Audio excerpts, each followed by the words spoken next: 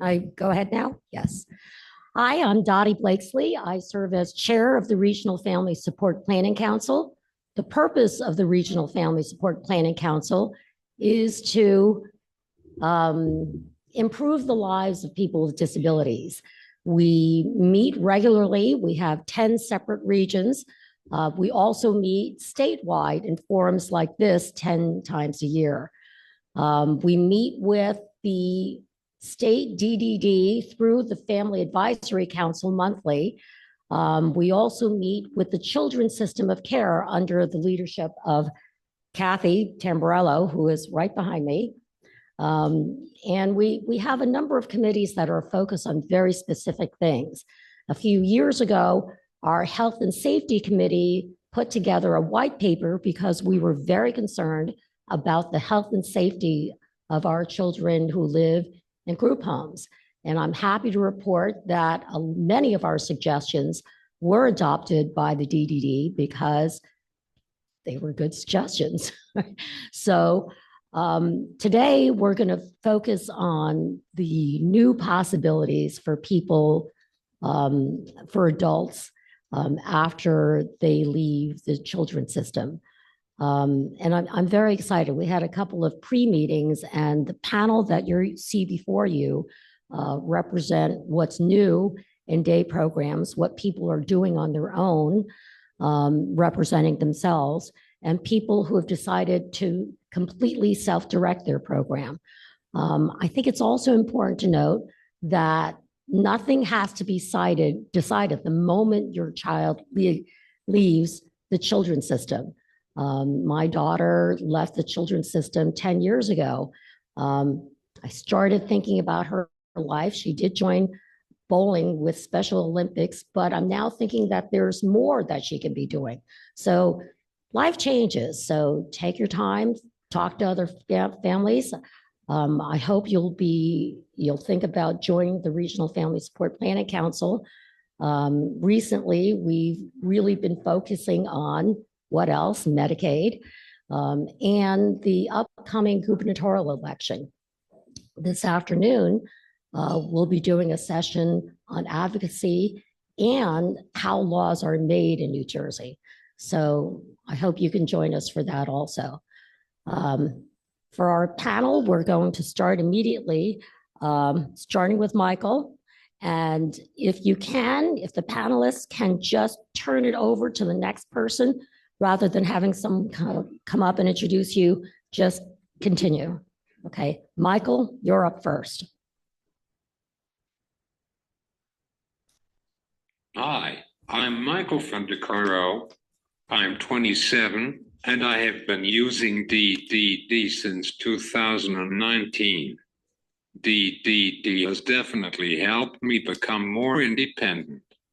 When we first started using DDD, I was still in college, so we used my budget to hire caregivers to drive my van and take care of my personal needs while I was at the school. After I finished college, we were thinking I could go into a day program.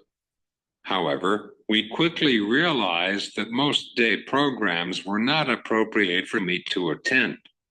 Therefore, we decided it was best to use my budget to pay for a full-time employee to assist me throughout the day as I do various activities. The freedom to do what I want to do has been life-changing. With self-direction, I can decide what I want to do, where I want to go, what time I would like to go, and I can decide all of these things without having to check with my parents to see if they are available to assist me. I love my parents, don't get me wrong, but it is nice to have somebody who is readily available at most times. It has also allowed me to get involved in so many projects and meet some really cool individuals. For example, I was a part of a national research project where people who use communication devices to speak discussed and explored how peer support groups affect those who use alternative and augmentative communication also known as AAC. I am also the founder of Beyond the Chair. Beyond the Chair is my motivational speaking business, which I give motivational speeches about disability awareness and how people similar to me would like to be treated. I also talk about what I do in my life despite my disability. Originally, Beyond the Chair started as part of my high school suicide awareness program. We would present it to the freshman class. After a few years, the school decided the entire district staff needed to see it. When principals saw my part of the presentation, they contacted me afterwards, saying that they would love to have me come present to their students. That was when I knew I had something special. That was when I knew I had to spread my message, that disability doesn't define who we are, and we don't want to be treated differently. Also, I am a member of the Fair Law and Access for All Committee, where we make the town more inclusive and accessible for everybody. That reminds me, in October 2022, I decided I wanted to play power wheelchair soccer again, like I did when I was younger. It is a competitive team sport designed specifically for power wheelchair users. It's the only sport that I can play fully independently.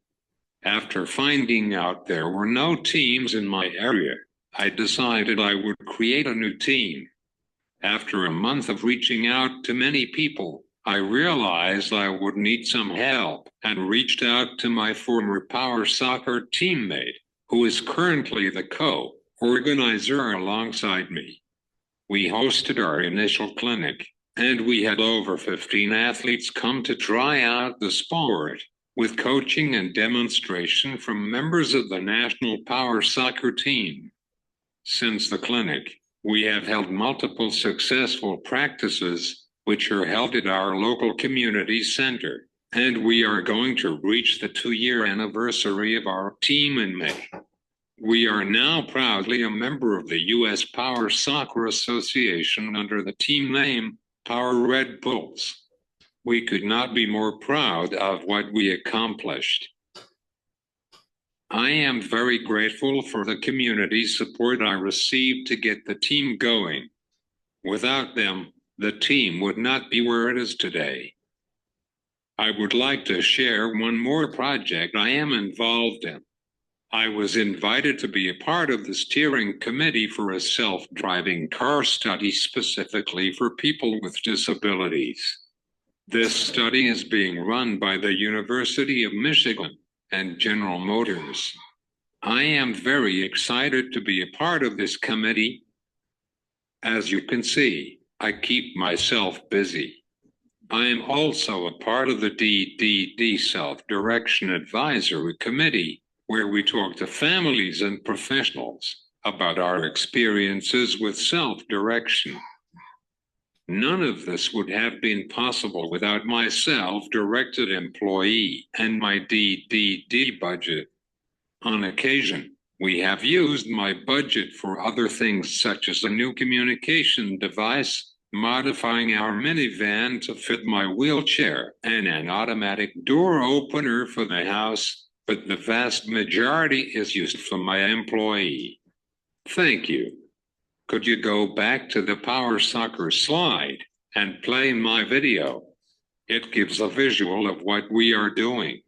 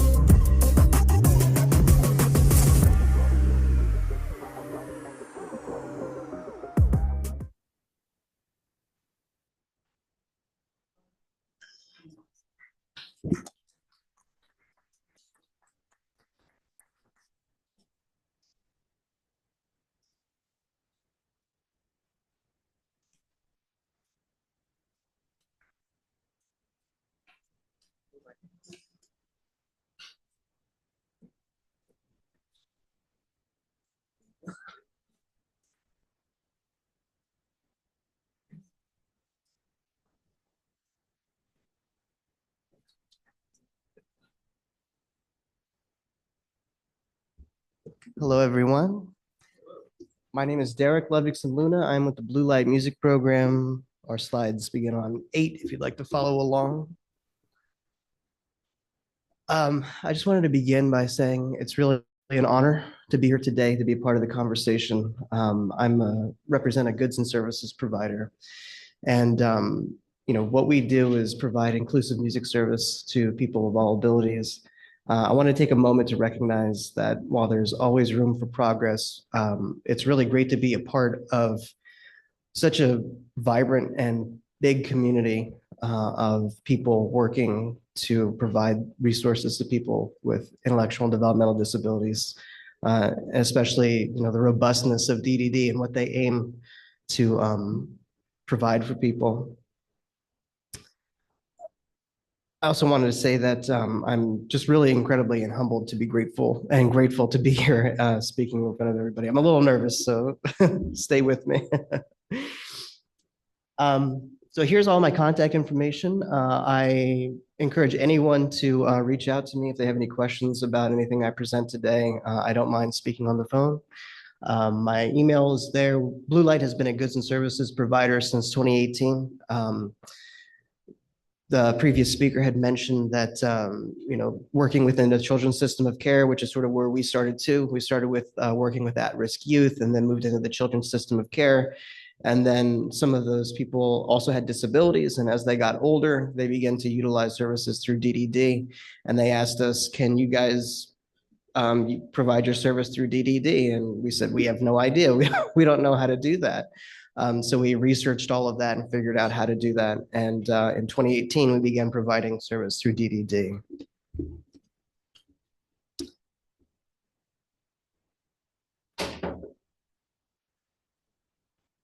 So it's an inclusive music program that is student-driven, student-directed. It's all about focusing on the student's interests. So we're not a traditional school where you come and just learn an instrument. We can do that, but we always ask our students what they want to do, and we focus on that within our group activities. Accessibility is a primary component of what we do. Accessible spaces, accessible instruments. We want to make sure that we meet our students where they're at and presume competence. And just because somebody presents with something doesn't mean that they're not capable or don't want to do something. So just because somebody might present with limited or no, verbal language doesn't mean that they don't want to sing. So we always make sure to ask our students what it is that they want to do and let them direct all of the activities. It's for all abilities and all skill levels, so you don't have to have any prerequisite music knowledge or anything. We love working with new students and students that are really great musicians as well.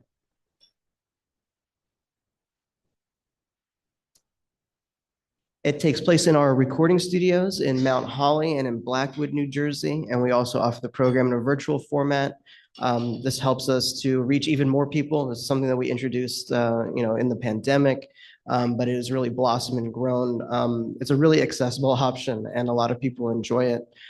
We've tried to create the virtual experience to be as close to the in-studio experience as possible.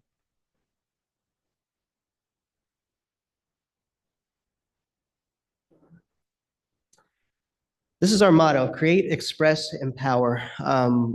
We help our students create music they love, express themselves musically, and empower them to live musical lives. Sort of a secondary motto that I always like to mention is our approach is that all participation is valid participation.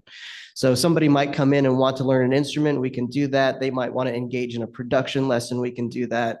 They might want to direct us to create the kinds of songs that they want to explore and hear. But sometimes somebody might just want to share a song. And I think that that's really important too, because it's such a important way of sharing who we are with each other, is sharing music and sharing songs.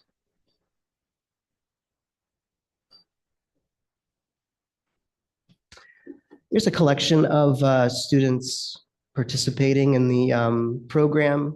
I can go through these. This is starting top left is our student in our vocal booth in Mount Holly. Going clockwise, there's a student singing in one of the rooms in Mount Holly. Below is a student playing guitar in our live room in Mount Holly, and the two photos on the bottom are from our Blackwood studio, students working with instructors.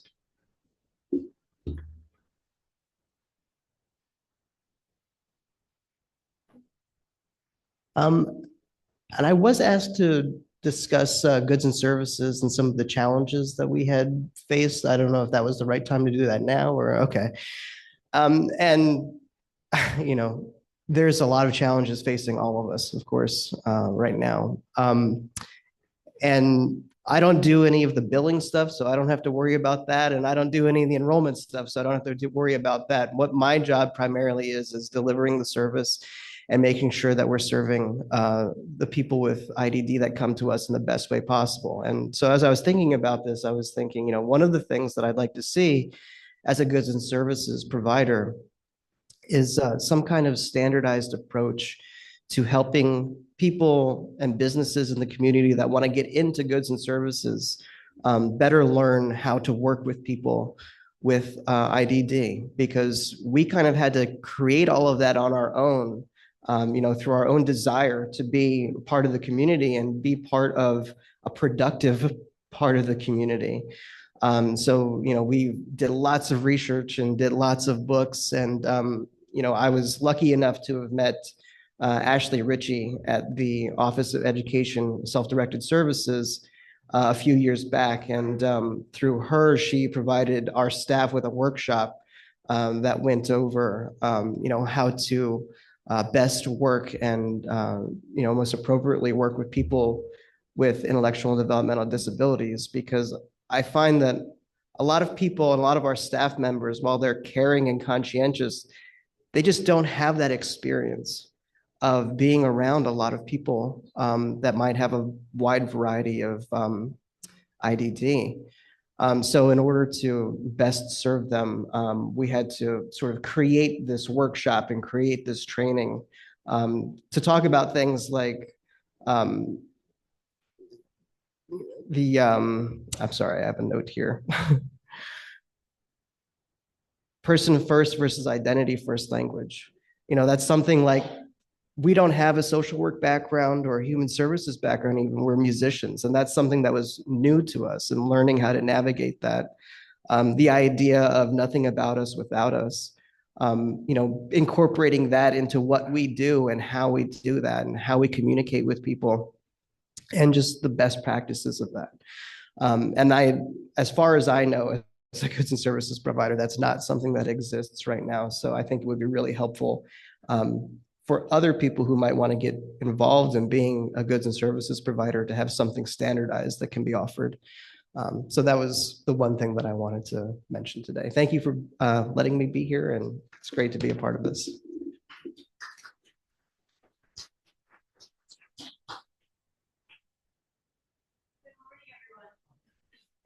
And do this presentation, if you don't mind. My name is Linda Lucas. I'm the CEO for the Arc of Essex County. I am here with two of my colleagues, Lori Best, who's our Senior Director for Adult Services, and Angela Losapio, who is our Director of Creative Services, which you'll understand that title in just a minute. So here at the Arc of Essex County, we've had a long history of providing supports to individuals with IDD. We're over 75 years old. And actually, going back in my history with the ARC, we were one of the first day program providers in the late 60s and early 70s. It was a day program in East Orange, New Jersey on South Harrison Avenue, or South Harrison Street. We also had our first group home, one of the first. We were about 5 agencies in the early 70s, 1974, actually, that opened up our first group home. So we've been in this business for a very long time and quite passionate about providing quality services. So regarding adult services or adult day services, you know, we have spent quite a lot of time over the last number of years really rethinking how we're delivering services. We learned from our experiences delivering virtual services during COVID, getting surveys and information back from families, from participants about what exactly they were looking for and trying to figure out how to deliver that. What we heard was activities and experiences that are meaningful and interesting, activities and experiences with variety, flexibility, and customization, person-centeredness, activities and experiences that are in the community. That's what we heard. And then the challenge, obviously, is how were we going to deliver that? And deliver that, unfortunately, within that construct, that box of rehabilitation, because that's the funding source. That's the sustainable funding source. That's the stable funding source for providers. There's no other way to do it without me being able to bill rehabilitation. So a challenge, absolutely. So in response, we made a few guiding decisions. First decision was we would explore the concept of creative arts and movement as a pathway for the activities. That we would use a classroom teaching model as kind of the foundation of how we were going to deliver these activities. That we would choose activities in which individuals could learn from the experience and then apply the learning to other areas of their lives so that they could go home with something and do it. If we were doing a small cooking class, then they could go home and make that macaroni and cheese with mom and dad or with their sister. And then post-COVID, we had acknowledged that the community had changed. Community activities must reflect that. The people, all of us, were living differently and we're working differently. And we needed to figure out how to marry that now with delivering new adult activities during the day. So to accomplish this, we made 3 significant changes among other little ones. First change that we made is that we organized the development and logistics of activities and experiences outside of the operational traditional day services programming. Essentially, we created a Department of Creative Services, of which Angela is the director. What this did is that this freed up the managers of our day programs just to do the operations and the DSPs then to just support the program participants. What the Creative Services Department did is manage the content of all the activities. They developed the content. They figured out the logistics and then were able to then work with the deliverers of those activities in order to accomplish them. We hired specific staff. So not only was Angela then the director of it, we hired a position that we called activity coordinators. And they were then the responsible party at each of the central locations to actually then deliver, like a classroom teacher would, the activities in that particular center if there was a center activity going on. This then allowed the DSP to support the individual during the delivery of that activity. So this way they were able to identify the supplies, they could organize the supplies, they could develop the curriculum, they were comfortable in delivering the curriculum just as a teacher would in a classroom. And then you had the teacher aides back helping students kind of work through that activity. We kind of modeled our approach after that. We were finding that when we didn't have that kind of a relationship, our DSPs then the activities were breaking down because the DSP needed to support an individual at the restroom, or some individual was having more difficulty and they were disrupting the entire group. So they had to stop delivering the activity to everybody and then had to just focus on that person. So this became a way to be able to get through an activity and making sure that everyone who's participating in it got the best out of it. The third thing that we did, which is a little unique, I must say, is that we created a very specific creative arts space. It's called Studio Arc. It is at a location in a very busy community setting and this is a location where many of our activities then take place. They're staffed by creative arts specialists and outside professionals. Participants go from their day program to Studio Arc, engage in an activity, a class, a workshop, whatever, and then return. Now, these are activities that they've chosen, that are scheduled, pre-scheduled, and ones that they have probably helped identify as interesting and something that they wanted to do.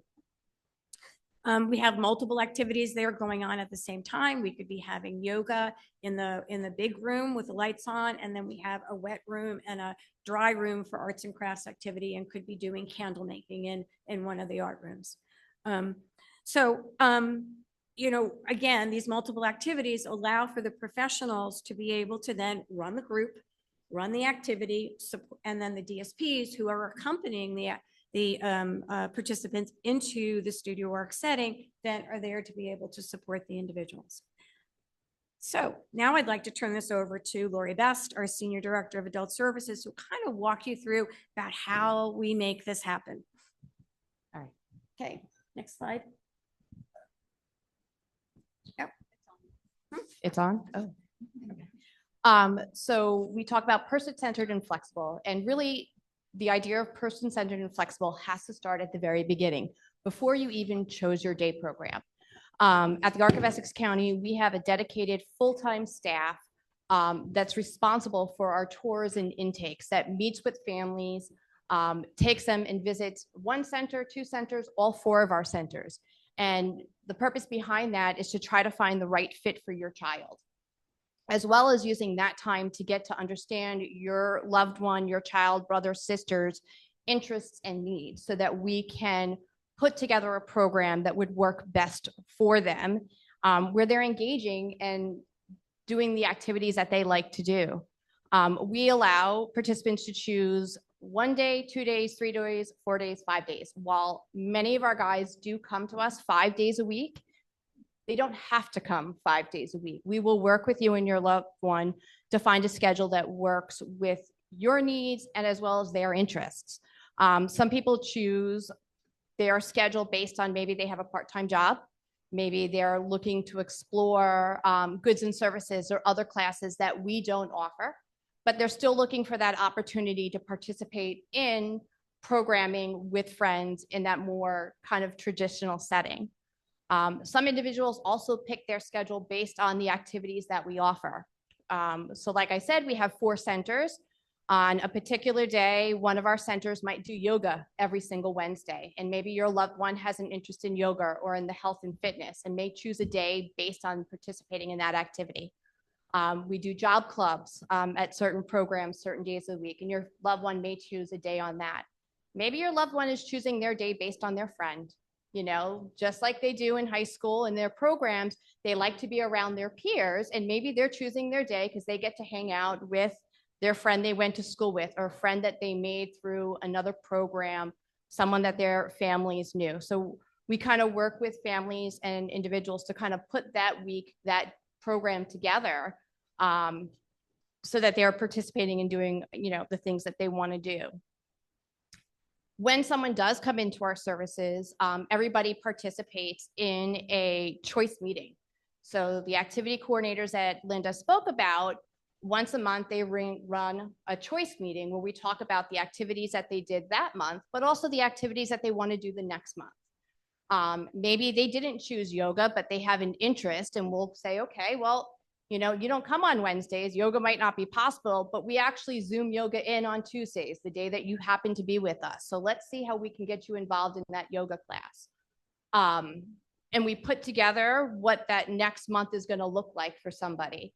The staff help the individuals. So if somebody is not verbal, if somebody doesn't have some of the communication skills to make it known easily what their preferences is, we're always taking data. Are people participating? Do people look happy while they're there? Are they looking to take it to the next level? And then we put that together for our next calendar. We are ensuring that our programs are creative and engaging. So Linda did mention our studio ARC. Over at the studio, we do both art, such as painting classes, tiling classes, card making, as well as movement classes, such as yoga, Zumba, Tai Chi is happening right now twice a month. And we're always looking for new things to bring in, such as musical theater, opportunities for people to express themselves.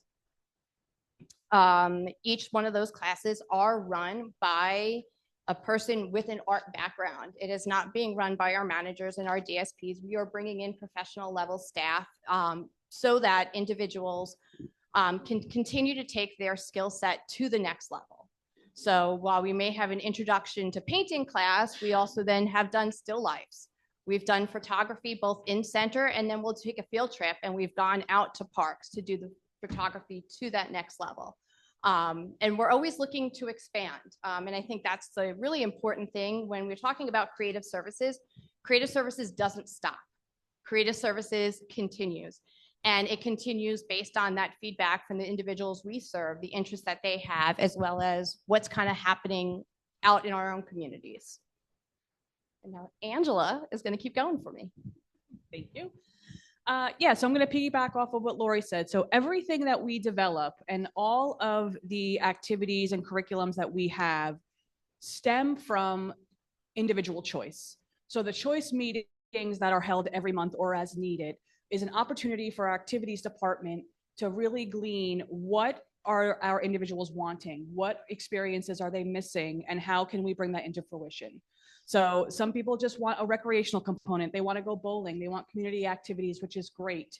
But like Linda said, we do want a learning component. Just because we are graduating from high school doesn't mean that education stops. Self-discovery doesn't stop. So we took some of these ideas that the individuals are wanting, and we created curriculums, meaningful opportunities for them to experience their community, certain types of job exploration, certain type of movement arts, taking a hobby like arts and crafts and kind of bringing that to the next level. So a class at Studio Arc, maybe soap making or candle making, which was something that we did introduce a year or two ago, actually turned into quite a nice entrepreneurship club. Some of the products that these individuals were creating were sellable products. So we took it to the next level. We created a curriculum and we made an entrepreneurship club where it's now expanded to 15 or more people.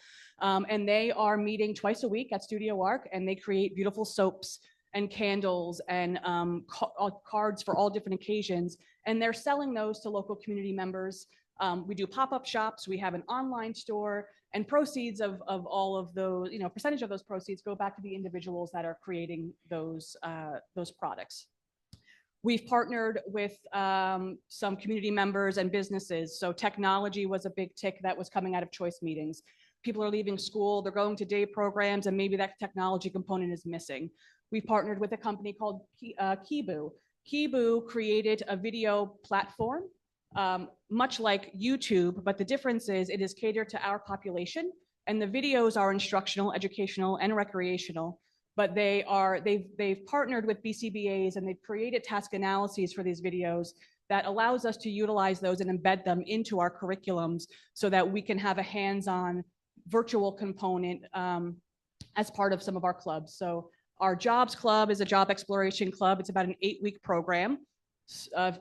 The first 3 sessions of that curriculum is done in center, utilizing some of these Kibu videos. We talk about soft skills. We talk about hygiene. We role play. How do you introduce yourself to a customer? How do you greet people?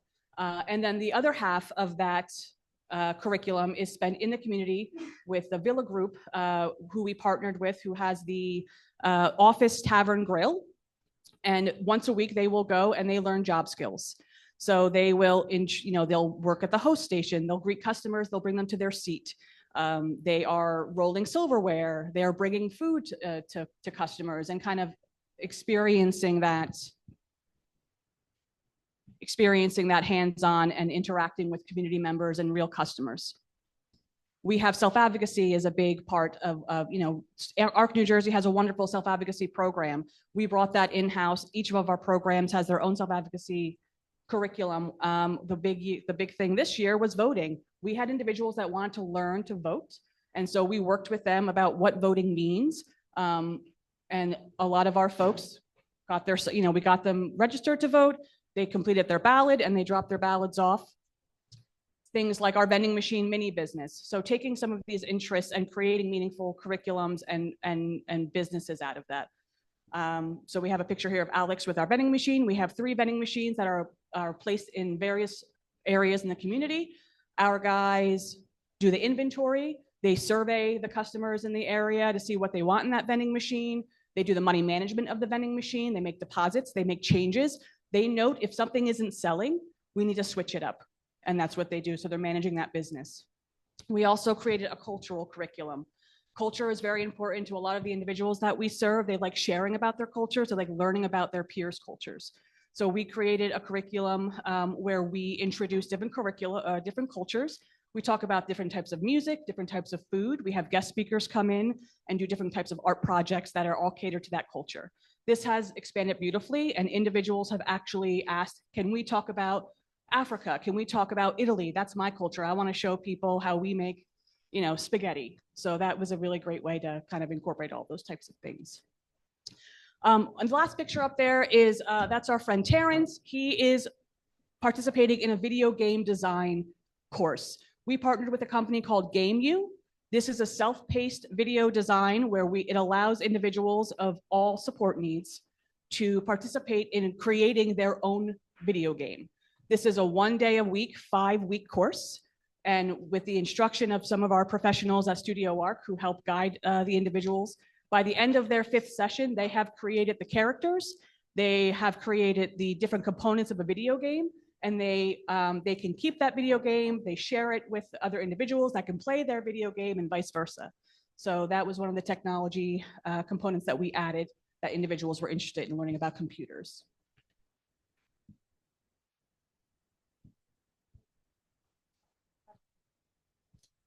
So I mentioned earlier that some people just want recreational opportunities in the community. So this is some of those things that we do. We go to museums, we go bowling, we participate in 5Ks. Some people are very interested in environment. So we've taken environmental sensory tours. We've learned about gardening. So basically anything that is brought up in a choice meeting, we try really, really hard to bring into fruition with an educational component so that it's meaningful and purposeful. And it gives people a sense of accomplishment.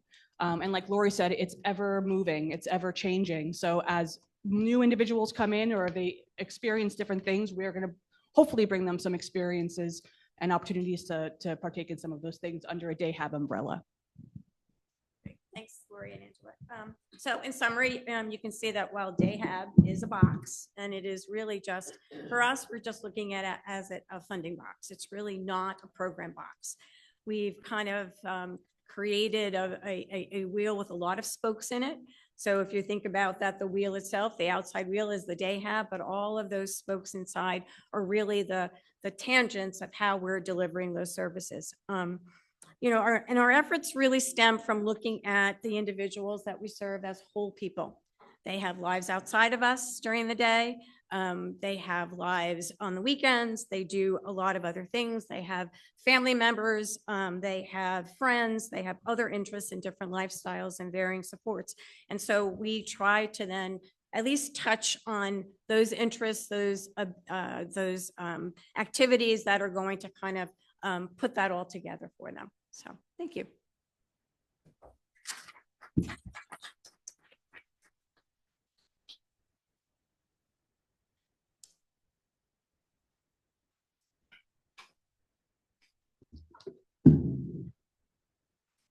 Hope my coffee stays because coffee is pretty important in the morning. Hi, everybody. I'm Lisa Killion-Smith. I'm Executive Director for Resources for Independent Living. We are the Center for Independent Living that covers Burlington, Cape May, Cumberland, and Salem counties. So we're in the Deep South. But I'm happy to be here with you today. We are launching a new program platform for individuals. And of course, as a Center for Independent Living, we serve everybody, all ages, all disabilities. It doesn't matter how minute or severe your disability is. If you say you're a person with a disability, it's good enough for us. So we run about 30 different programs. Some are statewide, some are specific to counties. We do things that are in other states, like we answer the National ADA hotline for Region 2, which is New York, New Jersey, Puerto Rico, and the Virgin Islands. We do a veteran-directed care program. So we do a lot of different things across our community. But today I'm here to talk to you specifically about the launch of our new program for under DDD. So recently, we've been working on this project in the building for the last year. We purchased the old CC Tech High School in Bridgeton, which is in Deerfield, Upper Deerfield. It is a 121,000 square foot facility that we've been remodeling for the last year. So we have opened up an entire wing, which is about 19 different classrooms to offer a college-like atmosphere for our individuals. We serve everybody, so we don't turn anybody away. It doesn't matter your tier level, your acuity level. We try to meet people where they're at and support them in the best way that we possibly can. We will tailor our curriculum to the individual. So basically how this works is we have a course catalog.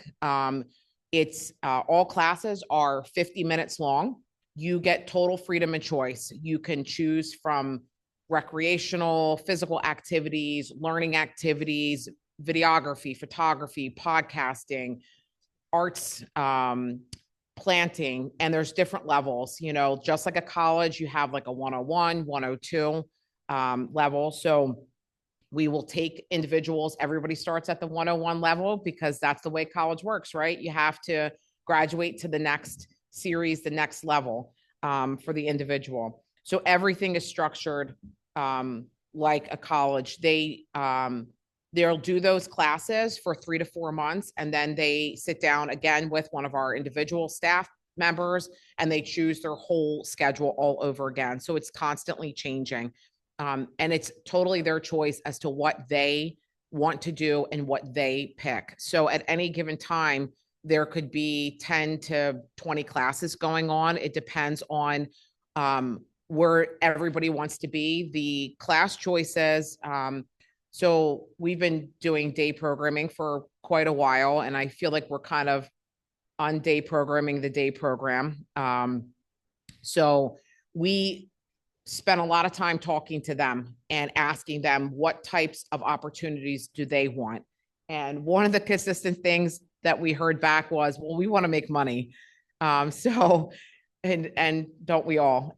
So one of the things that we do and we've created is opportunities for our individuals to earn a stipend. They get paid minimum wage through our pre-voc program, our employment-based programs. They can go out into the community. If they want to work at one of our individual stores, they can. So this facility we're calling the Park at RIL, Resources for Independent Living. So it's set up like a town. So every classroom has its own theme and it's a business. So they can work in that business if that's what they choose to. From a coffee shop, they can learn kitchen skills through Kitchen University. There is a full-scale art and plant room where they have the opportunity to participate in making different plants. All of our wares can be sold as well. You know, we do potpourri and the soap making and the candle making, and some of our individuals love that. They make t-shirts, they do hats, they do cups, anything that you can be printed on. We have a Glowforge, a 3D printer, so they are able to print things on that as well. Really what we do is we encourage independence, learning, and personal growth. You know, what we wanted to achieve was having a one-stop approach. So because we are a Center for Independent Living and we do serve other populations, they have access to other things. Like we've just launched our mental health counseling services.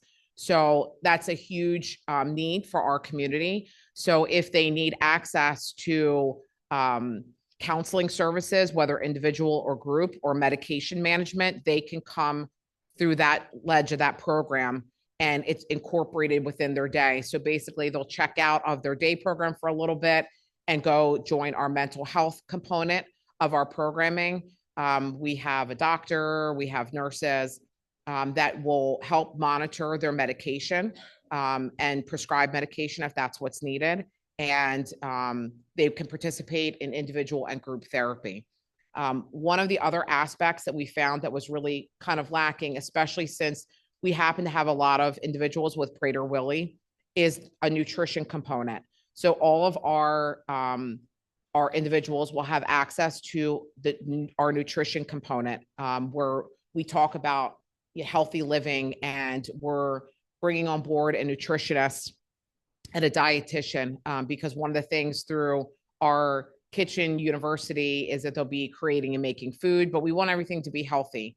As we're building out the rest of this facility, we are planning a about 2,500 or 3,000 square foot free grocery store where individuals can come and they can shop, and the foods that we have through the grocery store will be used through all of our programming, where they can create food, do cooking classes, but learn those basic skills where they can get out and hopefully get employment in the community. Got to make sure I'm staying up with the slides. So some of the classes, the traditional classes, we do life skills, the cooking, the budgeting. We have a full scale apartment. It has bedrooms in it. It's beautiful. It was on the slide before. Can you just go back one slide? So as you can see, that's the parents' bedroom. On the other side, there's a child's bedroom.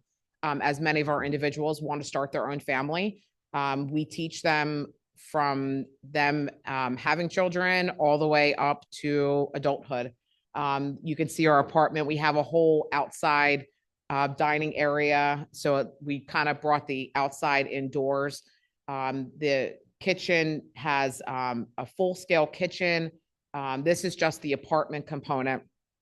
Our staff and our individuals, they named every single room. We have a full-scale salon. So some of the names are not quite as scintillating. So the salon at the park. But then they have more fun stuff like Art and Bloom, which is the art and plant studio, to our some of our relaxation rooms. We have the Galactic Getaway, which is a space themed room. It has moon rock. It's very chill, very relaxing. So if you need just a break, you can go chill out in one of our 2 therapy rooms. The other one has 5 massage chairs in there, full scale massage chairs where they can sit and hang out. That's a little bit of a different theme. It's a wooded theme. There's plants in there. It's a really sunny room. They can do vitamin D therapy if that's what they need in that room. And that's called Sleepy Hollow. I'm not saying we have fallen asleep in that room, but that may or may not have happened. We have a full scale game room. It's got pool tables and shuffleboard tables and ping pong and you name it. And I think the gaming system has it. And of course, for our staff, we have the Cadillac Lounge, which is a 50s diner theme spot for our staff. Our RIL Air, which is our language history room, where we take trips. If you think about, if you're interested in reading language, we do teach Spanish classes. It's all about where you're going to go or where you've been, or where we've been as the world. So, we thought that would be most appropriate is to get on the plane with us and take a journey with us. We have our photography, videography, and podcasting room called Sound Waves. Our apartment is Park Place. And of course, Bubby's Books. For those of you who don't know what a Bubby is, that's a Jewish grandmother. I happen to be a Bubby, but my Bubby was a librarian. So we made sure that we kind of incorporated that in there. So there's a full scale library. They can take out books if they want to. Everything is managed by the individuals though. And I think that's the most important piece. They learn those skills. And if you want to be the librarian, you get to be the librarian. You check the books out, you check the books back in. Our kitchen university, our science lab, innovation lab. We have a theater room called Curtain Call. I'm supposed to be showing it that way. Okay. Our bistro is Bistro Boulevard. We do offer gerontology services and case management. So that's their room. Our full scale cafeteria. And this one's probably my favorite. almost organized. So almost organized is our room where we have all of the supplies, the copy room, any consumable products that are needed in the building, everything goes to that room. All the mail comes through that room. These are all jobs for our individuals. So if Amy, who was with me today, is our fiscal manager, our fiscal associate director, if she needs something delivered to her office, she fills out a purchase order. It goes down to almost organized. They fill the order, they deliver the order. Any mail that is going in and out, that is all processed through that building. If you need copies for something, that all goes through there. It gets sent to them, they print it out, they handle everything. So it's a full scale copy store. And while we're not 100% organized and we're not completely disorganized, but we're almost organized. I love that the team came up with that. Some of the things that we're working towards down the pike are a full-scale physical therapy suite where we can do PT, OT, and speech, where we have gym equipment, and we're looking at incorporating spa and a salt room and saunas. That is a little bit further down the pike because, you know, it's a lot to get a building of this magnitude. Amy, she holds the pocketbook for our money. She's like, stop telling them this. Stop spending money is what she's telling me. So it is a large scale endeavor, but the classrooms, our new facility gets inspected this upcoming Friday by DDD. So cross your fingers for us, fingers and toes, that we can leave our very tiny building that we're in right now. And we're busting at the seams and have a wait list to this magnificent facility, has a full scale gym. So I need to hook up with you, Michael, so we can start doing soccer, because that's awesome. You know, we're just very excited to try a different approach at things and allow individuals the opportunity to really choose their own destiny. If you want to come for one class or the whole day, you have the freedom and the ability to do that. You know, we hear about the need for a dual diagnosed program, which doesn't really exist in the state. We don't have enough people who are doing it. But because we do have mental health services, that's what we were busy working on during the pandemic, was getting this up and going. And for those of you who are thinking about doing it, I highly encourage it, but I will tell you it's a very long process, a very long road, but well worth it. So we're excited to be able to open a dual diagnosed program where we can support individuals with mental health and behavioral needs in a program setting like this, where they still have the same opportunity. We don't want people sitting in the same room doing the same thing all day or staring at the wall. That's not how we do things. We want them out in the community. We want them working. We want them learning. And learning doesn't stop just because they stop going to school. Learning is supposed to be continuous and never ending. And, you know, we're hoping that with this new facility that we're able to offer those opportunities to the individuals that we serve. This is the launch of our first program like this. We're hoping that we will be replicating it. We do have programming in Salem County, which I always say is almost like the forgotten county, but we don't forget you, Salem County. We love you. We have a how-to house, we call it, and we have individuals and run programming there as well, where they don't have necessarily the ability to take 20 different classes at a time.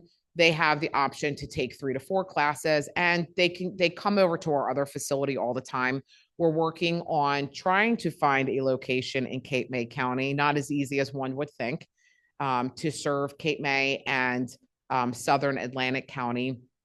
In Burlington, Camden, and Gloucester, we do the case management component for this.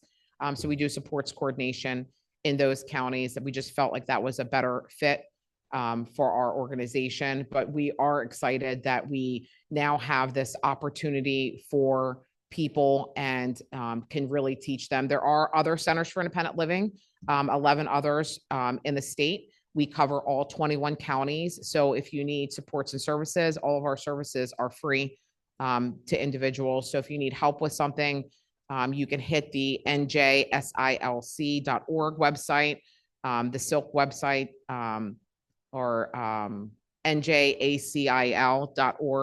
That's our association website that can point you to the Center for Independent Living that covers your county.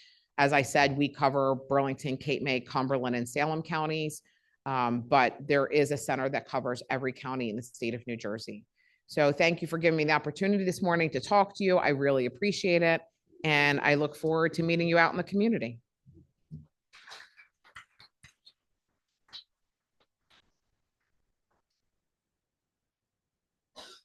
So good morning, I think still, right? It's 11 o'clock.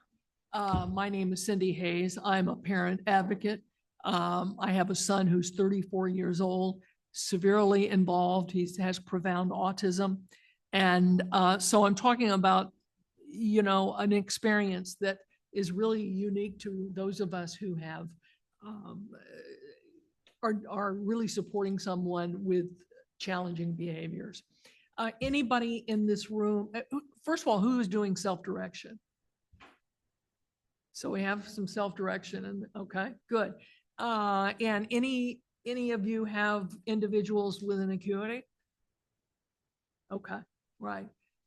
It's this is what I'm going to focus on, and this is what I have focused on in my son's life. He was in that top picture there. That's May 17th, 2017. That was the day I took him from Bancroft Lakeside directly to ER. During the 9 years before that, he was with 5 different homes and campus and developmental centers, and he was abused and neglected at each location.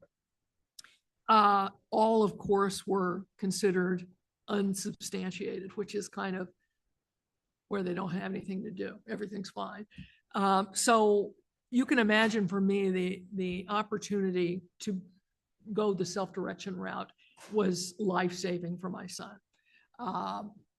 In that visit there, he had a concussion, of course, and then he had 2 lesions on his brain, which we still have to monitor to make sure, you know, they're not getting worse or bigger.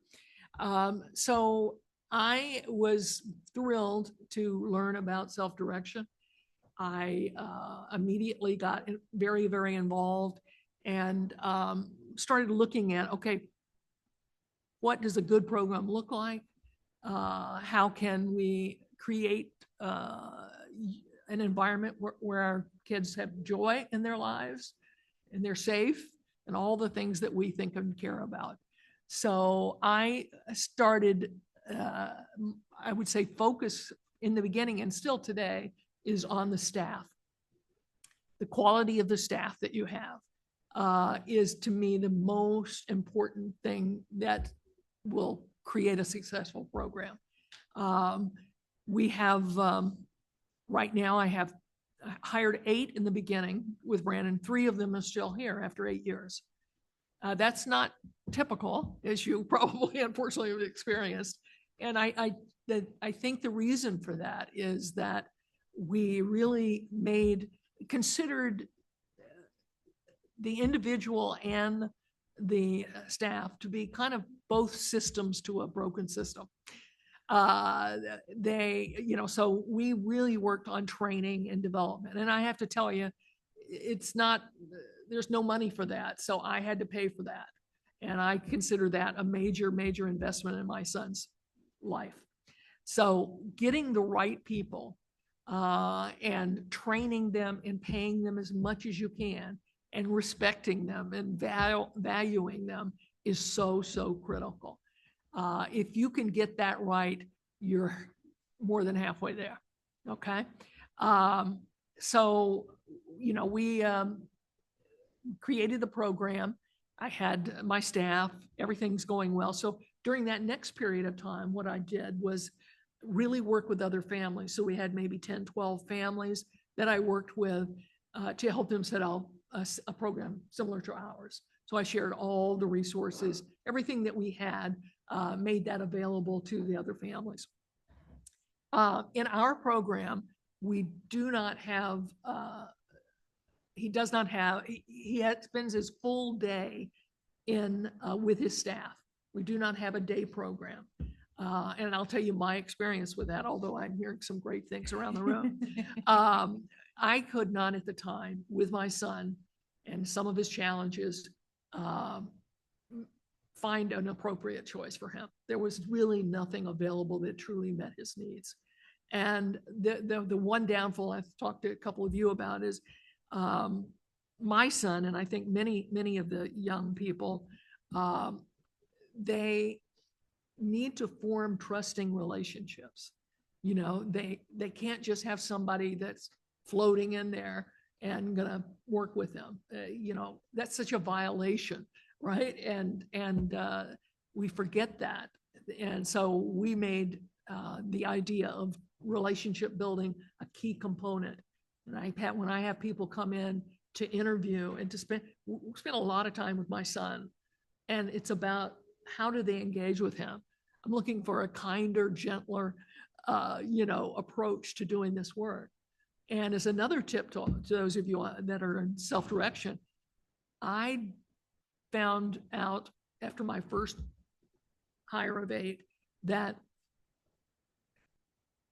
we don't, it's not good to, it's a tough thing because experience in some cases is not a good thing. Okay. So I learned that what I want to do is not hire anybody with experience. I know that sounds counterintuitive, but the reality is it's easier to train someone when you've got a blank slate than try to untrain them from things that they've learned in other settings. And so that's been our kind of key to success. And so where did we find our people? Obviously interviewed through Indeed and all those places, but we also ended up with that core being a great reference and resource for other staff. So about half of my staff came from the original 3 that are still there 8 years later. It's so easy to think about staffing based on, I need the coverage. I just want to get coverage. And that can be a real dangerous approach. Obviously, I know what that's like. I've been there too. But holding out, training, getting the right people, that's the direction to go. So we did all of this work, and Brandon's program was going well, and helping these other families was going well. And then I started thinking, oh my God, I'm 75 years old. What is going to happen to my son when I'm gone? Now, we all thought that since our kids were diagnosed, right? That was somewhere in our mind. And then I became aware of the fact that a couple thousand people with parents dying every year are placed in nursing homes. I can't imagine my vibrant guy here, although difficult, being in a nursing home sitting next to a 90-year-old watching television. So I realized that self-direction is such a good model, but what it lacks is sustainability. You have to have something that will outlive you.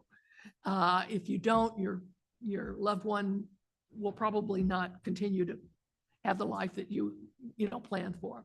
So I started a nonprofit called Autism Wellbeing, and really focused on how do I create the sustainability for my son and others so that nothing will change after I leave, after I'm no longer here, care for him.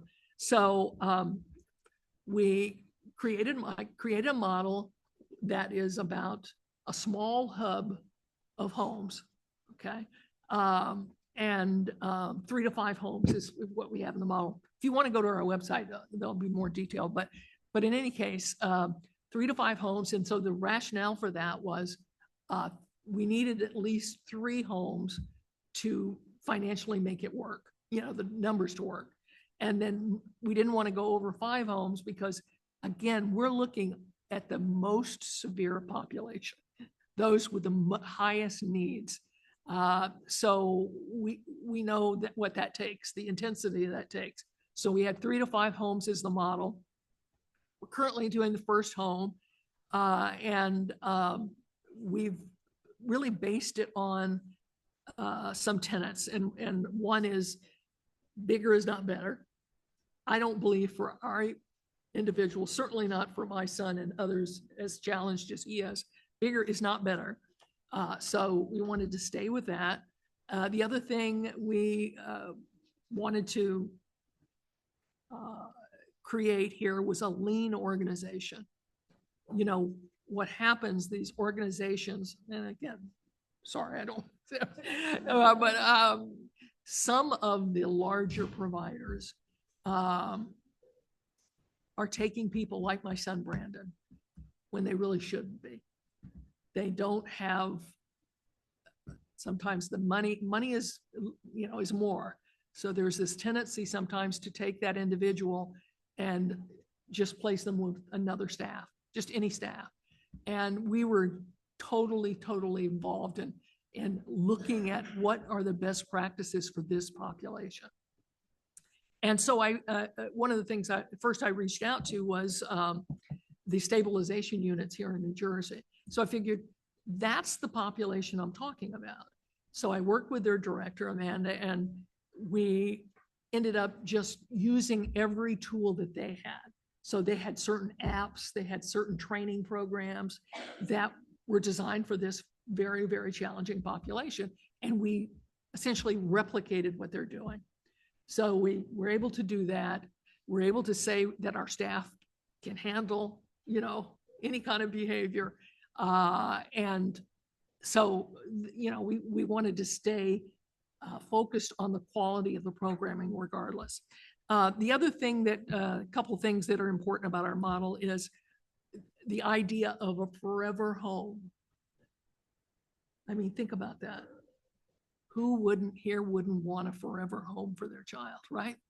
And so I found a home that we own and is set up just for him. And so when I pass away, nothing's going to change. He's still in this house. And the staff will still be with this house. So we started in this organization with one director who has experience in doing this work, right? So we started with one director and then focused on obviously our pilot, our beginning process, but also really looking at what we thought was critical for most families. So as we got approved for a provider, I didn't want to like just provide staff. I really wanted to focus on what are the needs of a self-directed program. Believe me, it gets harder. It is very hard work. And at a certain point in time, you know, you're less prepared for that. So hired a program manager, and then that person was the sustainable piece. That person worked for the nonprofit so that they make a good living, a good salary. You don't have the large, you know, those large organizations I talked about. You don't have levels of management and everybody making over 6 figures, those kind of things. It's not like that. It's very lean so that the focus is totally on the individual and those that serve him. So yeah, so that's kind of where we are. We think that it's critical for as many families to come to the realization that even though you may think, and I went through this as well, even though you may think, oh, we've got their brother and the sister's going to do this, and no, that's not going to work. And it takes an organization to support these individuals. And it needs to be one that's really built around what their needs are. So like I said, if anybody's interested in talking about kind of how we're doing this, or, you know, I certainly love to help anyone on this journey that I can. And, you know, again, provide options for your adult loved ones that you'll be happy with. And just to show you the nature or the urgency of this, 35% of individuals with IDD live with their parents who are 65 and older. It's a tsunami, this whole aging caregiver thing. When you add that to this shortage of housing and services, it's a real dilemma. So I encourage you to, I appreciate the fact that when you're running a program or taking care of your child and making decisions, you're sometimes in a survival mode. You're just trying to make it work.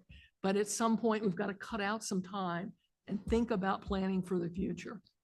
Because before you know it, you'll be up here with me. And I wish I would have started this much, much earlier. So, thank you.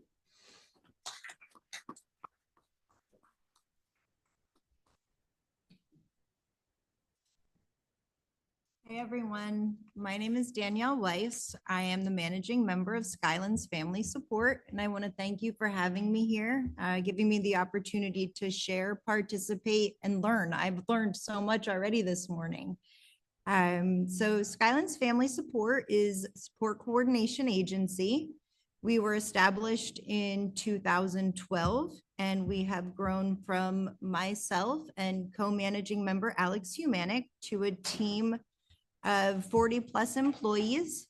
We cover 16 counties, and we work now with, since this slide has been made, over 1,400 families in those counties.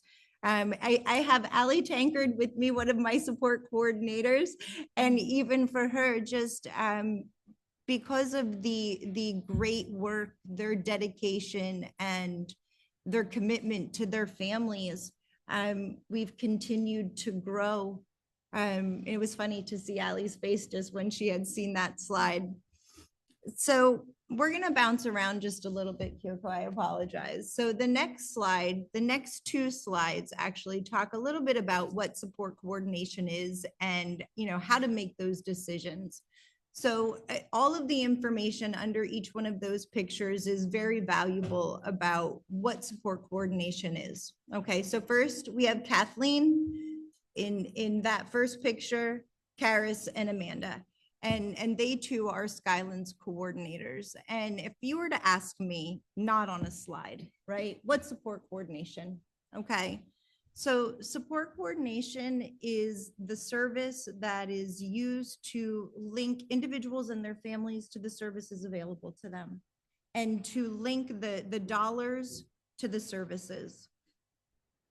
Okay, so that's support coordination, a very quick nutshell.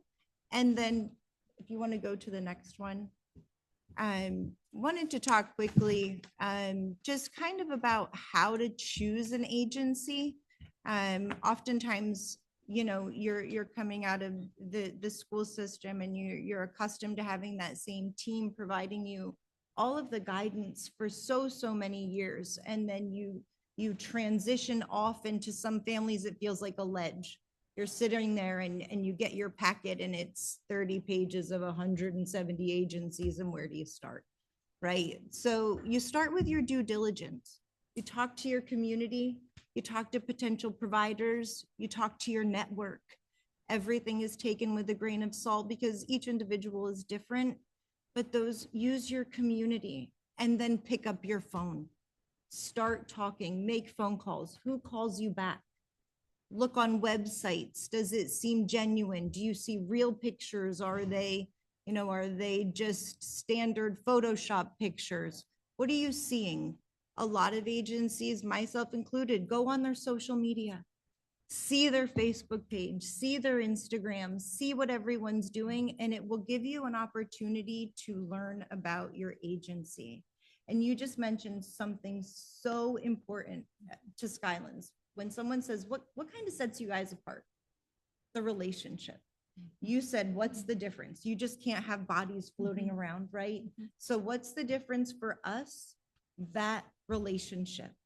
We recognize and understand that support coordination gives you an opportunity to create a lifetime relationship with an individual and their family. As long as we are committed to one another and things are going well, we are not going anywhere. Oh, Sorry, I apologize. I can read your phone. Well, thank you.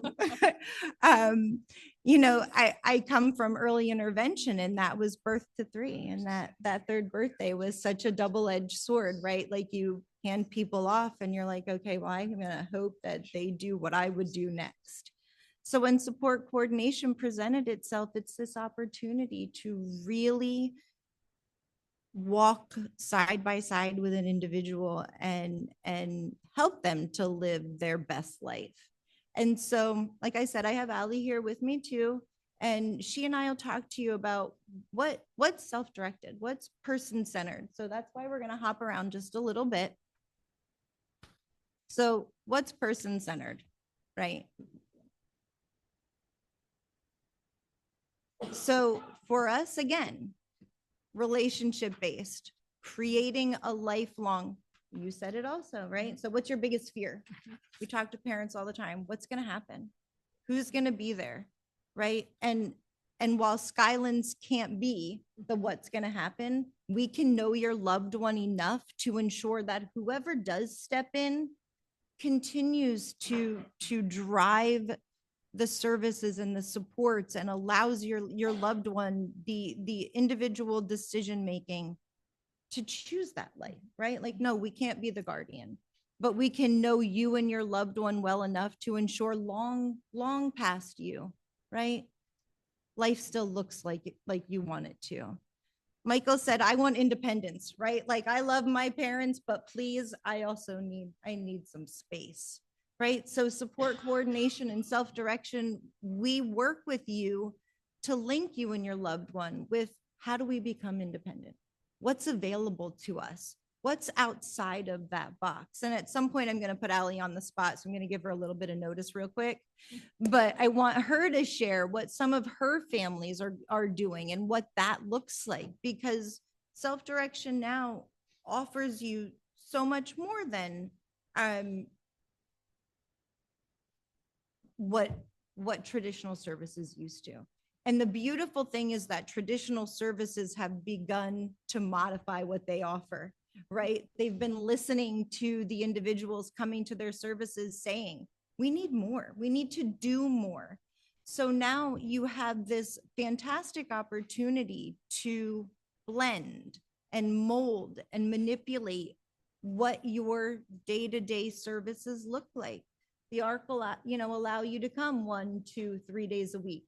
So what are you and your loved one doing those other days? Well, Michael's going to play soccer, so-and-so's going to blue light, so there's so many different opportunities now that allow your loved one and you to use your ISP and your budget to create a phenomenal, fulfilling, enriching life.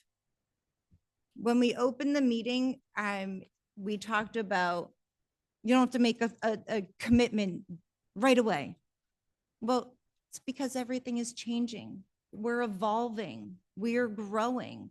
And what does that mean? That means you continue to use your ISP, use your budget to continue to evolve with your programming.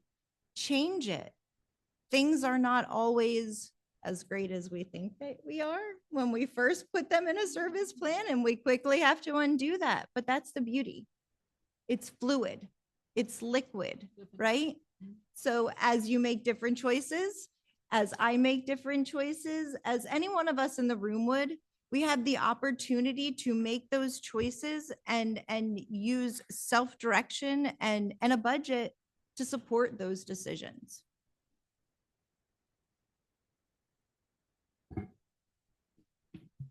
Okay, so what is another key component of being person first and self-directed as far as support coordination goes? Trust.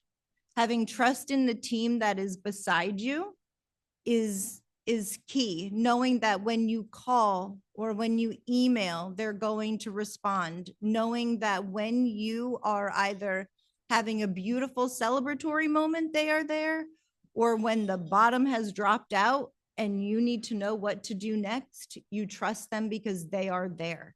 We are consistent. So this slide speaks to exactly what we've been saying. So you're responsive and we're committed to your family.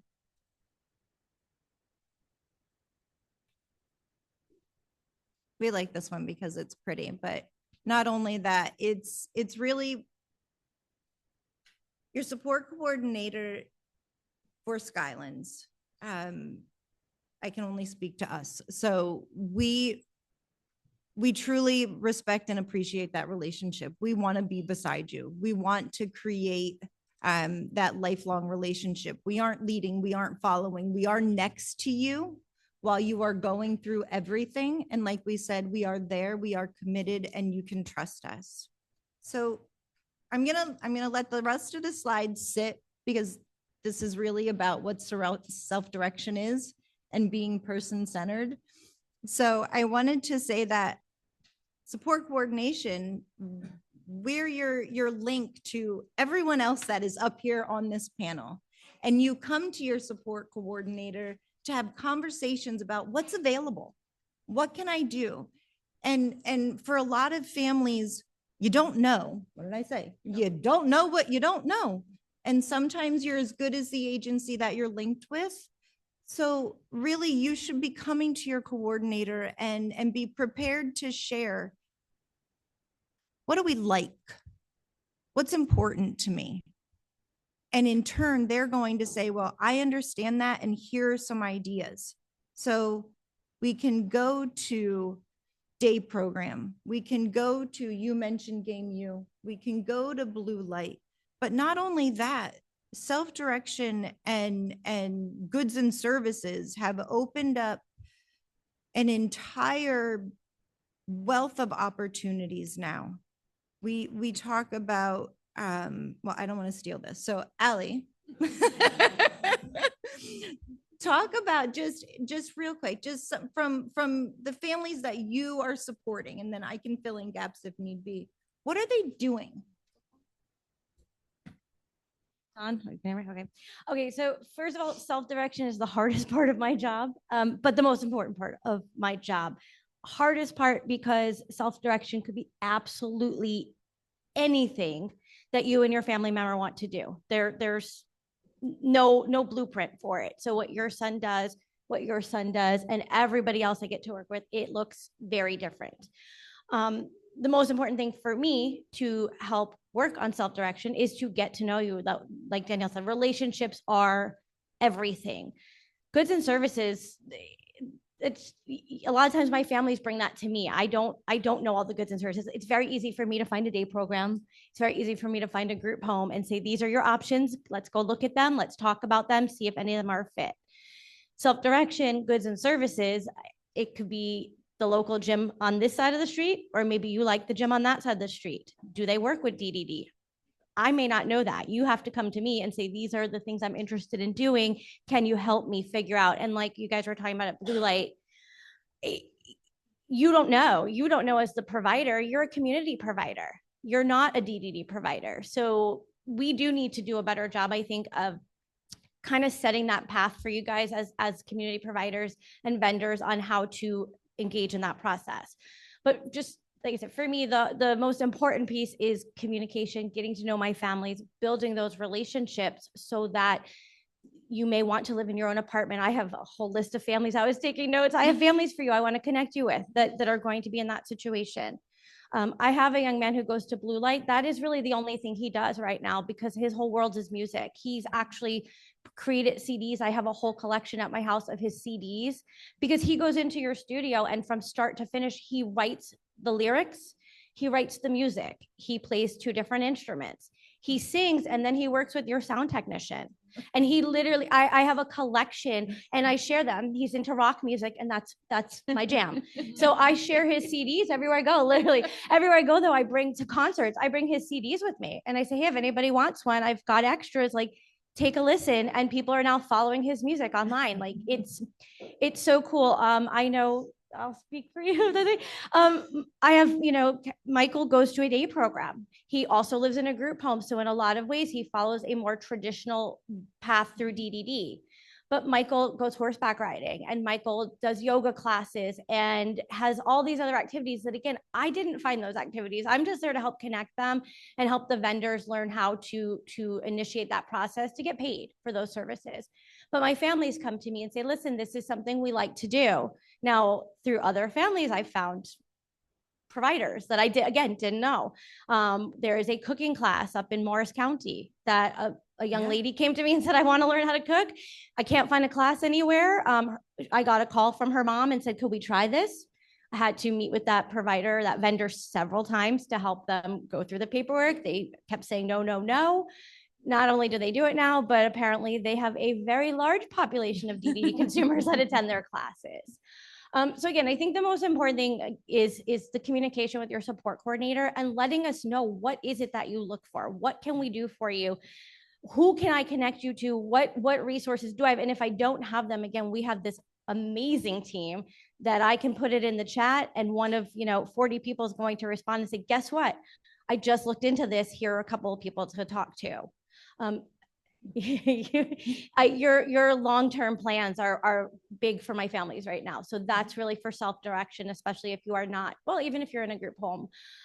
Self-direction is going to be a huge undertaking for us as support coordinators to help kind of facilitate those next steps when mom, dad, whoever the guardian is, no longer the person who's handling that.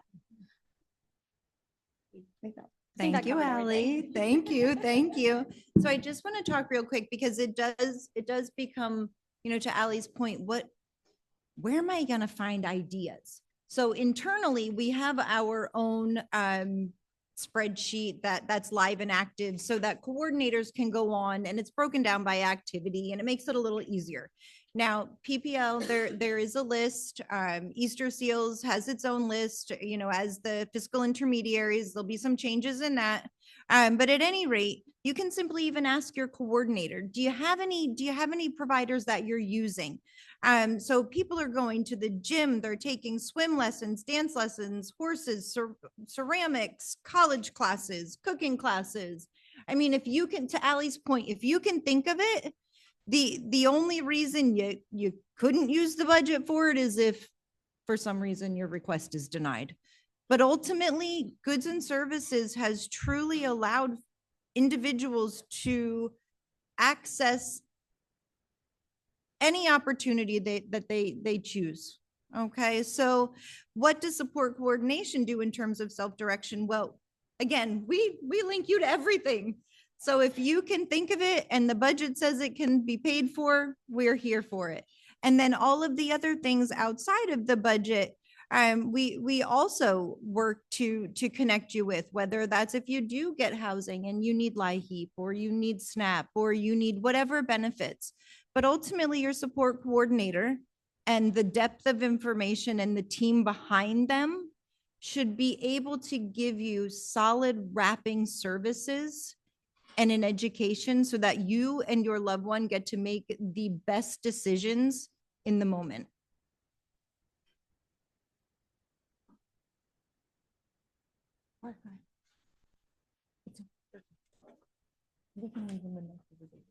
They can stay. We're good. We're done. Yeah.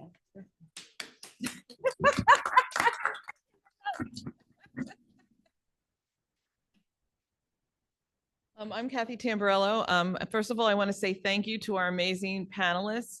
I think we heard a wide range of possibilities, and that was the point today, that one size does not fit all. And I'm really, very excited about hearing all of that. We have a couple questions, which I'm going to get to in a minute.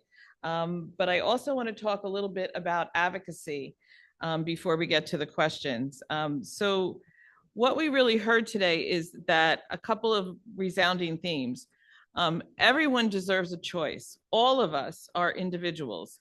One of the things that the Regional Family Support Planning Council really focuses on is person-centered practices. We have a community of practice regarding that, and we really work towards families and individuals being able to articulate what it is that makes a good life for them. What makes a good life for me isn't necessarily going to make a good life for you. And I think we lose track of that. I started and ended my professional career as an educator. I retired in 2017 from Bergen County Special Services, and I ran their middle and high school for kids with autism. Back then, when we went to look at day programs, what we saw were a lot of people sitting around. I can remember going into one and looking at 1 o'clock, everybody's got their coats on. I said, well, what time do they go home? 3. So it's so gratifying now to hear the evolution of day programs. Day programs are a real option for a number of people. Self-direction is a better option for other individuals. So we at the council work with families and are really looking to putting forward the idea that it starts with your vision of what a good life is for you. And if you can articulate that clearly, then you can work with support coordination, day programs, self-direction to build that life and come together with a group of supports and services that make that possible for the individual. So we're very, very committed to that. And we have done a number of workshops on that. Please do follow the council if you don't. So there are a number of advocacy issues. Of course, one is incorporating person-centered planning and practices into all services and supports, increasing goods and service providers. So there is going to be a new financial intermediary. We're hoping that we love them. We're very optimistic. That's all I'm going to say.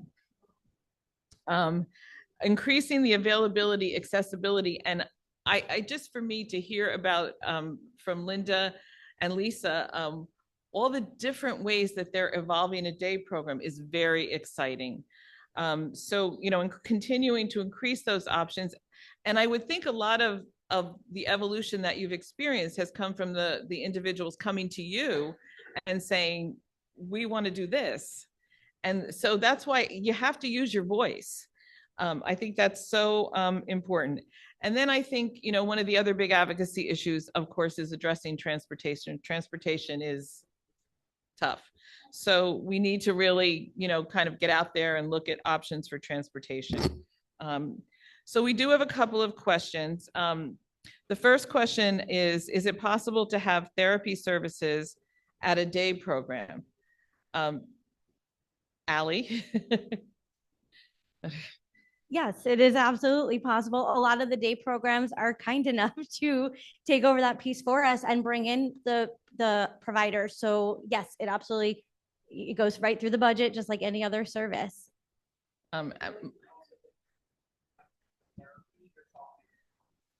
Okay. This is true. I'm assuming you meant physical therapy, occupational. That's PT. usually the question we get asked, but if it's something else, They can I'd have to look access into that that. through a separate part of their budget, but usually it goes through their traditional, like through their medical insurance. Not saying that providers can't bring, obviously they can and allow that organization to use their space to meet with that individual, but it really does depend on what type of therapy you're talking about. So I'll expand the question, Allie. Michael gets OT at day program. How is that being paid for? yes. So his, I believe, goes through his budget. Yeah, it does go through his But budget. you are absolutely correct, because I do have a lot of individuals who also go through their insurance. A lot of times you go through your insurance first, and then once you have exhausted your coverage, even if it's habilitative, sometimes your insurance plan says it's exhausted, and then yes, it can go through the budget, but Yeah, that is correct. Yes. you have to exhaust your state plan benefits first. Okay, I see a question back there. Go ahead. Yes. Yeah. Correct. Wait, hold on just 1 second. We're just bringing you a microphone so everybody can hear.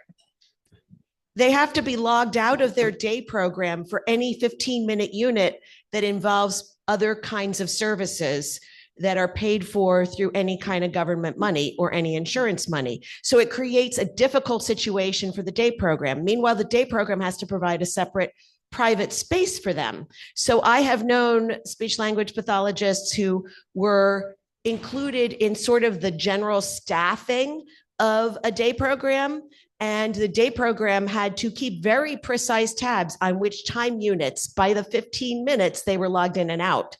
Otherwise, they would be violating Medicaid rules and subject to all kinds of issues. She's absolutely right.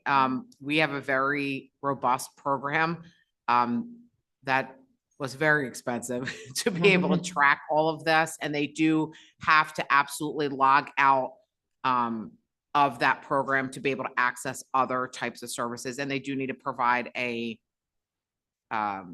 separate space. All right, well, thank you for all of that clarification. The next question I have is, can a DSP take an individual to the gym? Yes. That's how choice comes to be. If you need Yep. that support to go access a gym, access a yoga class, a cooking class, the DSP would definitely be part of. So if the DSP is working in a self-directed, Yep. absolutely, that location can happen. If a DSP is working for a provider, however, that becomes a different way that the DSP would be supporting somebody in an outside location. So from a self-directed perspective, the gym is not the issue. It's who the DSP is actually working for, the individual through Yeah. self-directed, or whether it's working for the employee. Okay. Thank you, ladies, for the information. Like, I have a daughter, I want her to go to day program. She used to go to Universal Institute in Livingston, which was is an awesome model. So they incorporate day program and therapeutic services. So it's no issue. So it went through the budget. So now I'm changing programs, so I may not have that option. So the reason I'm asking, if let's say the ARC, prime example, could those services be provided? They can come to the ARC if it's allowable to provide the speech, OT, and occupational therapy, because she needs those services lifelong. So it needs to be part of her program.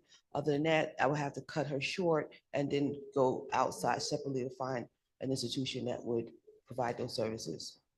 So again, I think the issue really is how frequently it is, and whether or not you're allowing a provider to come in, an outside provider, or whether or not we're also an approved provider for OTPT and speech.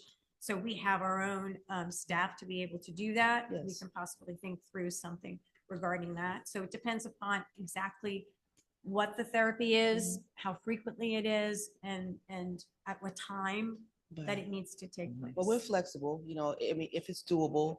A script has been written through the DDC Center, so on her therapy services. So it's just something to explore, and we'll figure it out. But in the interim, the ARC is a fabulous program, and we want to be there, and we'll make it work. I know, Thank Ms. you. Reeves, we're trying, right? Yes, we are. Thank you. All right, I also think it's really timely to mention that our next statewide meeting, which I believe is May 31st, is on succession planning. So I really encourage you to join us for that. We will be talking about exactly some of the issues that came up. How do you sustain self-direction? Who's going to take over? How do you plan for that? All of that will be covered, and that will be a full day statewide. So we really hope you'll join us on May 31st. And even though it's not on the slide, my last advocacy issue, which I can't go anywhere without talking about these days, is we all need to be very conscious of what's going on with Medicaid, because Medicaid is our funding source, and we really need to be very much on top of preserving Medicaid as it is and not having any cuts come through. So if there's any other questions. Yes. Say on that issue, obviously, it's the elephant in the room. It is the elephant in the room. And I didn't mention as part of the presentation, but we created a group of people that we got together with Trish Brennan, created the networks that I think a lot of you may have participated in. And from that group, 5 individuals that present very much like my son, present like each other. I think if you move it a little closer. Okay. And so we obviously have all met and talked about this issue. 5 families, 5 sons that are 34, 35 years old each, all with acuity. So again, a lot of planning is required. But one of the things, and we were talking about it, is, I think it's time for these goods and services to look at, how do we stay relevant when the budget is being cut so deeply? And I think that's important to talk about. And then also what we've decided to do is we've got these 5 families that are putting together a schedule. Many things that aren't, they're free, that are just managed by families, because we just don't know. I think most of us would agree that, staff, certainly in self-direction, you're training, paying your staff adequately, treating them well is critical. And so the other things may or may not be expendable. And so I think we need to take, our own responsibility to create some plans for how do we create something where our guys can still be engaged in the community and it won't require the budget. Grace. Okay, but I think you make a good point. And I think that we all have to kind of be looking at this and how it might transpire. Just on the, political front, we have a gubernatorial race coming up. Talk to those candidates and learn how they feel about this and how they will support it. Talk to your legislators. I think all of that's important to just really understand where they stand and let them know what your family story is and how it's so, so important to you. Yeah. So I don't have it with me, so I apologize for that. But Skylands did create a Medicaid toolkit. And what it does, it offers just some basic education about why it's important. And then it offers some blueprints for ways that you can connect with legislature, where you can make videos. So I apologize that I don't have it with me, but if it is something of interest, please just stop by and we'll have it sent to you. It has links. So certainly you can use that. We'd be happy to share it with anyone. Okay, thank you. Grace. Wait, we're going to bring a microphone to you.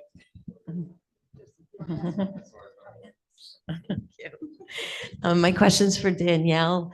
In our experience, we've had with support coordination, there's a lot of staff turnover. So I want to know if you experience that and how you handle that within your organization. Sure. So actually, I love this question. I'm a little disappointed I didn't think to bring this up. But so, you talk about longevity, and I sit up here and I talk about relationships, right? So it would be remiss of me not to acknowledge the fact that we have a number of coordinators who will be reaching their 10-year mark with us. Several of them who are at 8 years, a majority at 5. So in terms of longevity, it's not only with the families that we've supported. I mentioned that we've been around since 2012, right? I would say most of those families from 2012 are still Skylands families. And I can say that about the employees. So in terms of when I sit up here and I use words like trust and committed and lifelong, I don't pick them just because they're good words. That's really who we are. So not only like our staff, Allie can attest to it. They are truly dedicated to what they do. And while I can't, through the hiring process, say you have to sign a lifetime contract with us, we do from a managerial standpoint, our dead level best to ensure that the coordinators who are the forefront, they are the ones doing the work. They are with you, with your loved ones, that they know that they are appreciated, respected, that their voices are heard, and that if there is something that they need to be better at their job, that they have access to it. Of course. Wait for the microphone. I'm sorry. Please use it. Otherwise, virtual attendees can't hear you. Thank you. Okay. So support brokers. People have told me that they exist and that they can help if there's money in a self-directed budget, because the scheduling and the screening to find all of the events and like the Access for All councils are wonderful. Michael, thank you very much, by the way. I'm William's mom. Okay. And So the Access for All councils are wonderful, but you have to keep on top of it. You have to have access to email. You have to screen for all this stuff. And it's a part-time job, maybe even a full-time job to keep track of it all.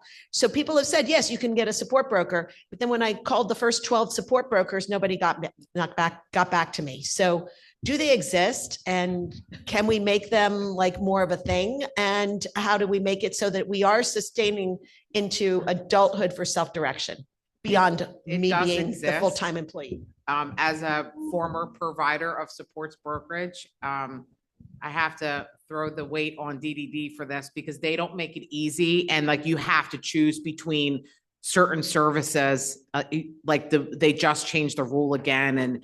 And our friends from Skylands or the ARC could probably help me because I'm trying to remember why we stopped doing it. But it was something like, you can't do this while you do supports brokerage. And honestly, supports brokerage is such it's been on our provided service list since we started a cajillion years ago when the program first rolled out. So because the state has really tied the provider's hands on this, and as the Family Support Council, I'm just saying you should probably advocate for this. Okay. And we do hear this, but some of the stipulations they put it on it, you had to choose between doing something that one of the other services that everybody wants or doing supports brokerage, which right. So they say have a nobody conflict of asks for. interest, but they allow, for example, I'm trying to think of the name of the employment type services to exist in different counties from where they provide other services so that they don't refer to themselves. Why don't they have similar,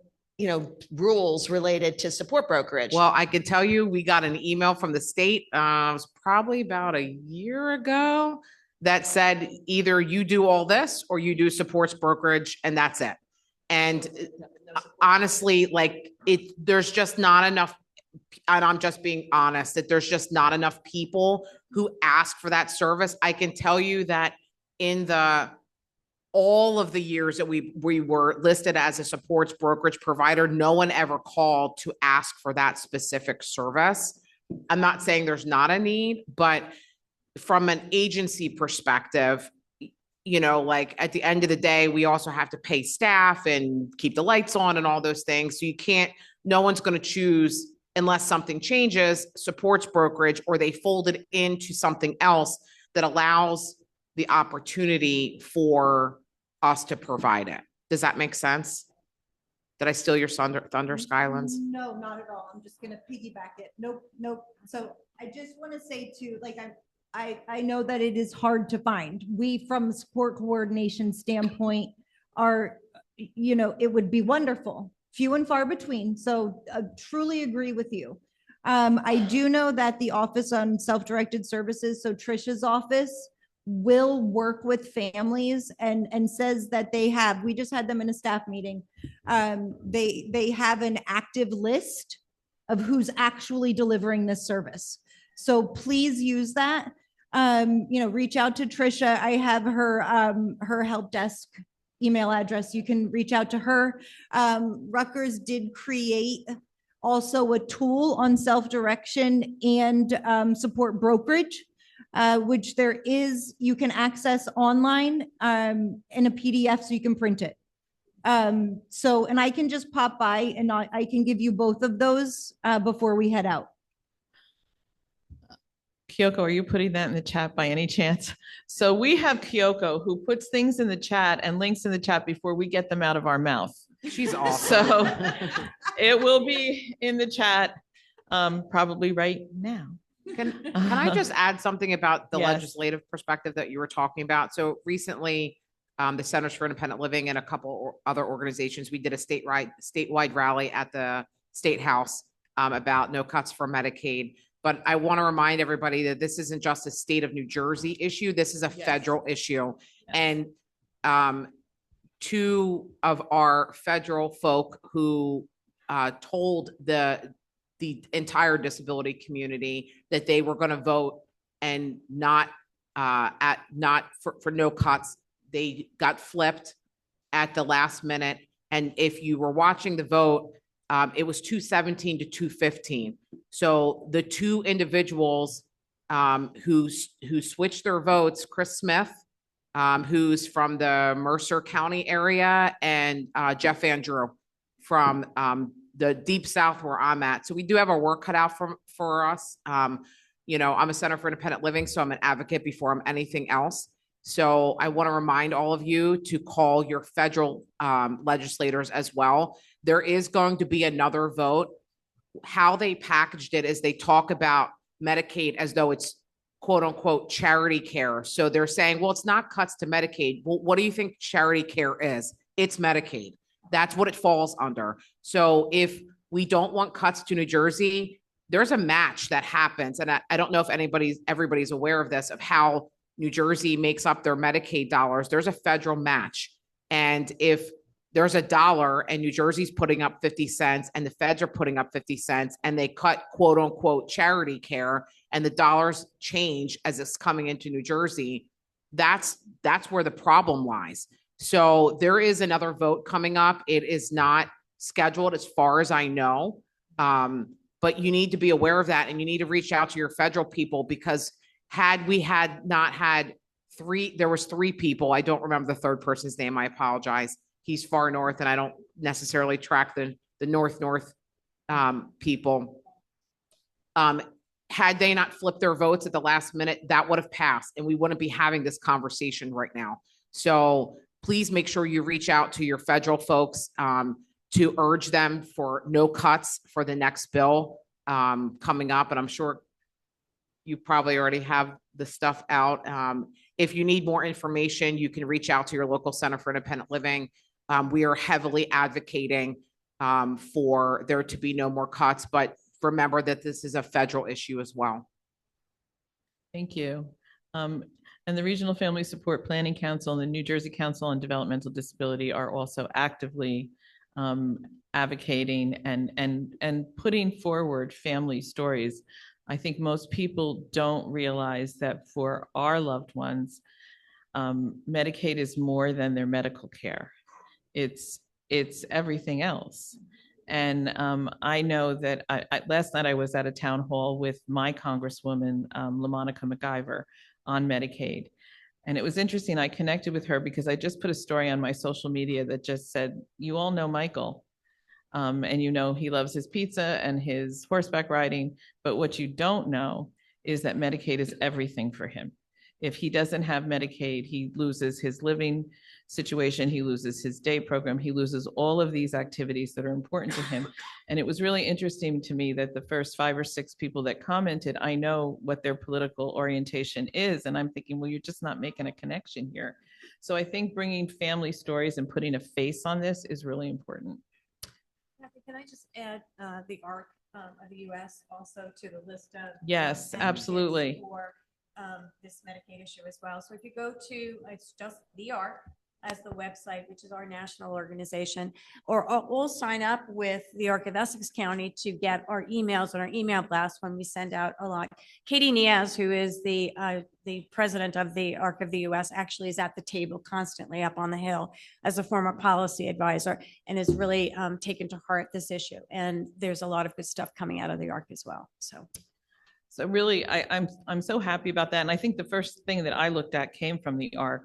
But I think it's important for all of us to know this. And I think it's important for however you feel comfortable to put a face on this, that this is not just arbitrary numbers, that these are people. Any other questions? Oh, Darlene. Wait, Darlene needs a microphone.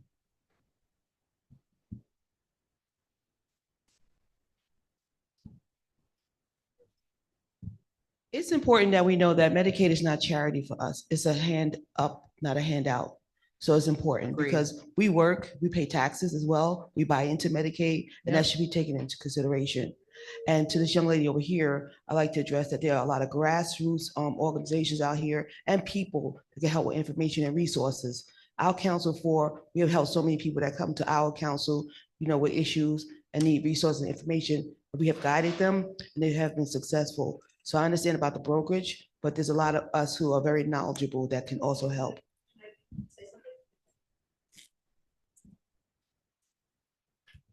My son is vice chairman of regional Council 2 of NJSSAN, which is administered through the ARC.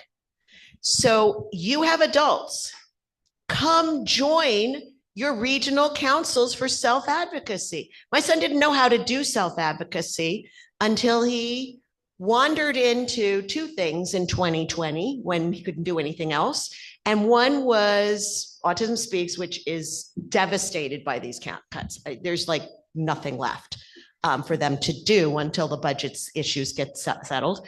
And the ARC, which he found NJSSAN and the healthy living stuff. And he started playing games with Aaron Smithers.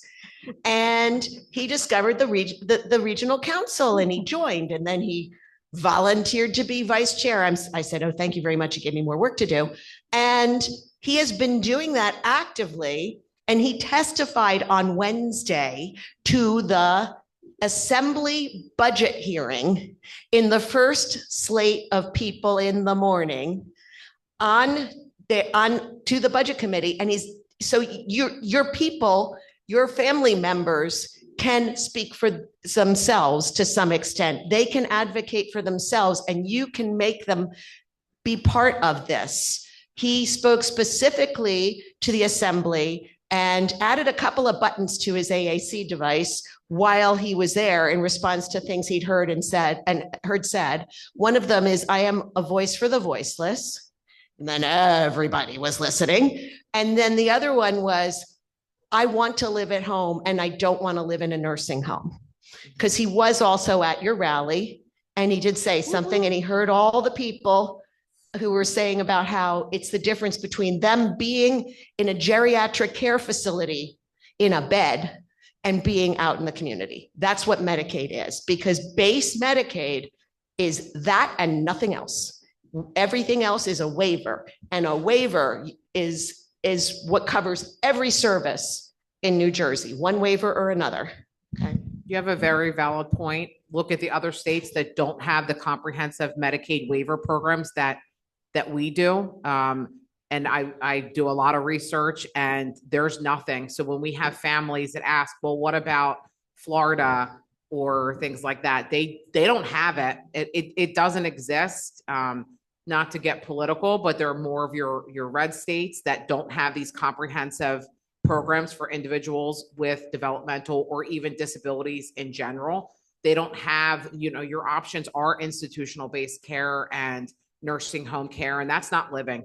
At least not in my mind. And I agree. I hate the word charity care because it's not, but that's how they're targeting this bill. Like, well, don't look at the details of what's in this bill, but what's in the quote unquote charity care bill is Medicaid.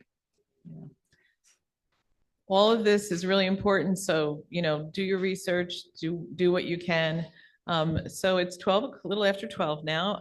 I want to really thank all of our panelists. I mean, I think your insight and the range of options that you showed us today is just incredible. And we really, truly appreciate all of your participation. Thank you so much.